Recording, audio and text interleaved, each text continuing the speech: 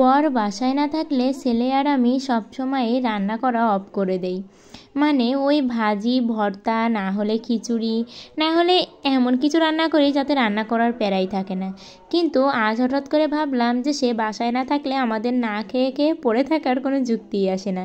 তাই তো, আর ছেলে তো এখন একটু খাওয়া দাওয়া তাকে তো বেশি করাতেই হবে, তাই কিন্তু ভাবলাম যে আজ একটু অন্যরকমই রান্না করি। মানে আমরা প্রতিদিনই যেমন রান্না করি সেরকমই আমরা আজ রান্না করেই খাবো।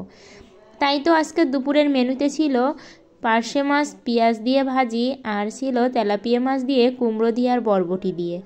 আর দেখুন, তাহলে শুরুতেই আমি তরকারি রেসিপিটা শেয়ার করছি। আর কুমড়ো আর বরবটিটা একসাথে দেওয়ার কারণ, ছেলের জন্য তো এটা ভীষণই উপকারী, মানে এই কুমড়োটা। তাই তো ভাবলাম যে আজ যেহেতু ফ্রিজে কুমড়োই আছে, আর কুমড়ো খেতে আমার বরাবরই ভীষণ ভালো লাগে এবং আমার ছেলেও ভীষণ পছন্দ করে। আর আমার সোনাবুড়ো না একটা সময় ভীষণই মাছ খেত, কিন্তু এখন আর তেমন একটা মাছ খেতে চায় না। তবুও মাছটা তো তাকে জোর করে হলেও একটু হলেও খাওয়াতে হবে, তাই সবসময়ই সেরকমই চেষ্টা করে যাই। এবার মাছগুলোকে ভেজে নিয়ে সেই মাছ ভাজা তেলের ভিতরে জিরা ফোড়ন দিয়ে আমি কুমড়োগুলোকে ভেজে নেব। শুরুতে আমি কুমড়োগুলো ভেজে নেব, তারপর আমি বরবটি দেবো। কারণ আমি যদি আগেই বরবটিটা দিয়ে দিই তাহলে কুমড়োর সাথে ভাজা হতে হতে বরবটিটা রান্না করতে করতে বরবটির আর কোনো চিহ্নই থাকবে না।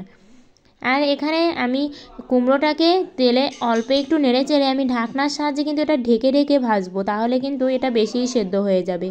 আর কুমড়োটা দেখুন যখন এ পর্যায়ে সেদ্ধ হয়ে এসেছে, তখন আমি এর ভিতরে কেটে রাখা বরবটিগুলো দিয়ে দিলাম। আর বরবটিটা দিয়েও আমি এটাকে ভালো করে নেড়ে চেড়ে ভেজে নেব।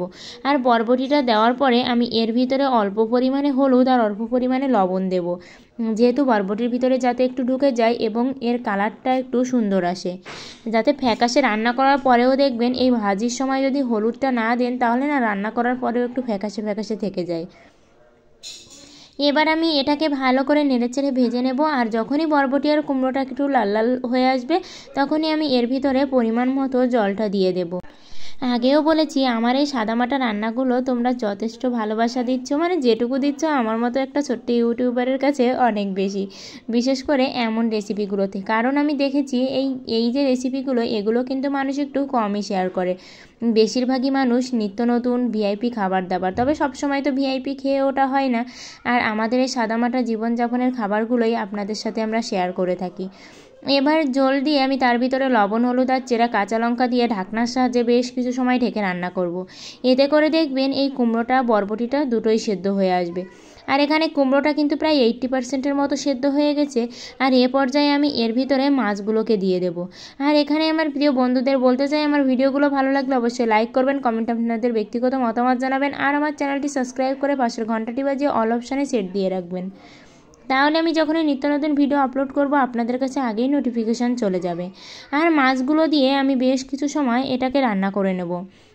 আর কুমড়োটা না আমার একটু মিষ্টি মিষ্টি হলেই বেশি ভালো লাগে। আর আমার সোনাবুড়ো মিষ্টি কুমড়োটাই খেতে ভালোবাসে, তাই তো আমি এই কুমড়োটার ভিতরে অল্প পরিমাণে সামান্যই চিনি দিলাম, তাতে কিন্তু এই কুমড়োগুলো ভীষণই মিষ্টি মিষ্টি খেতে লাগবে। আর এর ভিতরে দেখুন, এবার আমি 2-1টা কুমড়ো একটু হাতার সাহায্যে ম্যাশ করে দেবো, তাহলে ঝোলটা কিন্তু গাঢ় হয়ে আসবে এবং খেতেও ভীষণ মজার হবে।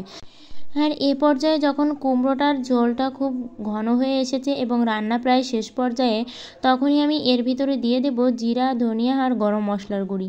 এই গুঁড়ি দিলে না তরকারিতে সত্যি রান্নার ঝামেলা ছাড়াই, মানে একদম বাটাবাটির ঝামেলা ছাড়াই এক গুঁড়িতেই তরকারিতে দারুণ ফ্লেভার আসে এবং খেতে ভীষণ মজা লাগে।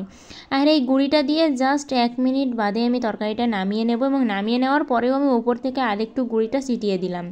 এতটা মজার হয় এই জিরা ধনিয়া আর গরম মশলার গুঁড়ি দিয়ে তরকারি রান্না করলে। একবার এই সাদামাটা তরকারিটা ট্রাই করে দেখবেন, ভালো না লাগলে অবশ্যই কমেন্টে এসে বলে যাবেন।